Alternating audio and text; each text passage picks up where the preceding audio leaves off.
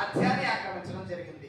So Hemu రాజ్యాన్ని ఆక్రమించడంతో హేముకి అలాగే అక్బర్ కి మధ్య 1556 సంవత్సరంలో ఎన్నో సంవత్సరంలో 1556 సంవత్సరంలో ఒక యుద్ధం జరిగింది నాన్న.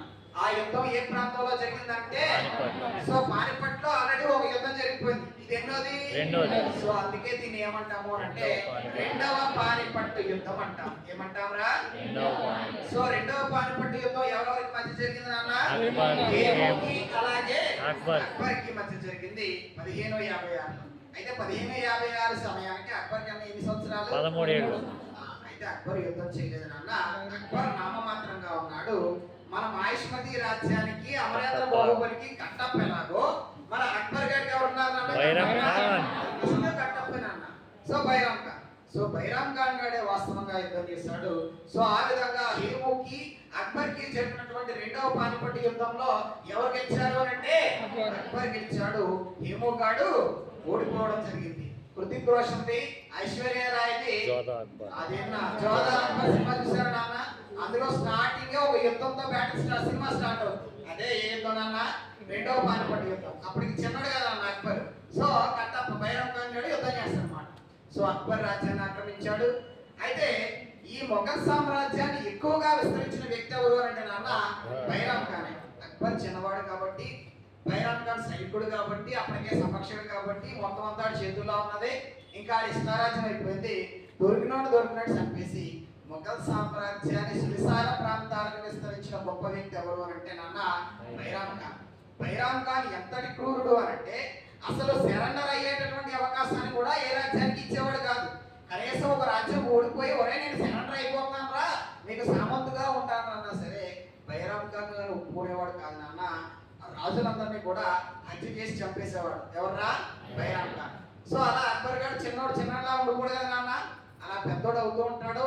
చిన్నప్పుడేమో ఇది చేసి పరిమాణ పనులన్నీ కూడా ఆపలేడు. కానీ ఒక ఏజ్ వచ్చిన తర్వాత బైరామ్ ఖాన్ నువ్వు నాకు చాలా సేవ చేసావు, నాకు మా వంశానికి మా రాజ్యానికి చాలా సేవ చేసావు, కానీ నీకు తన్నవరా బాబు, ఇంతమంది ఇలా చంపేయకూడదురా, దయచేసి నువ్వు మసీద్కి వెళ్ళి నమాజ్ చేసుకోవాలని చెప్పి బైరామ్ ఖాన్ని ఇంకా మీకే అన్నాడు నాన్న. సింపుల్ గా చెప్పాలంటే ఇంకా బైరామ్ ఖాన్ గారు వెళ్ళిపోయాడు.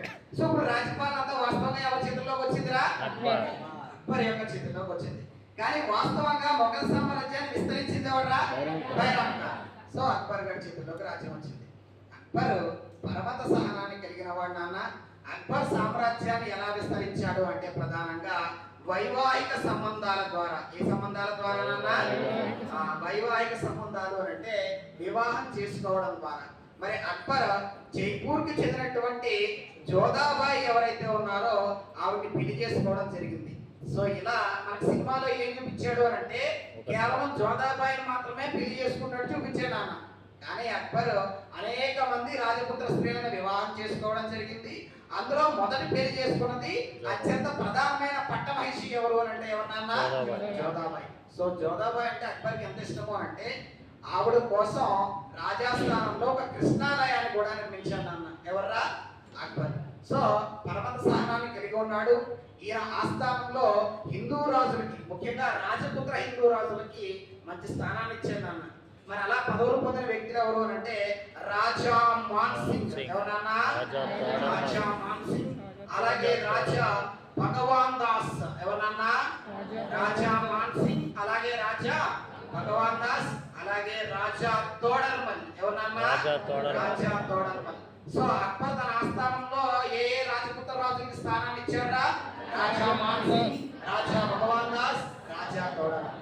సో ప్రధానంగా అక్బర్ యొక్క ఆర్థిక మంత్రి ఎవరు అంటే నాన్న రాజా తోడర్మల్.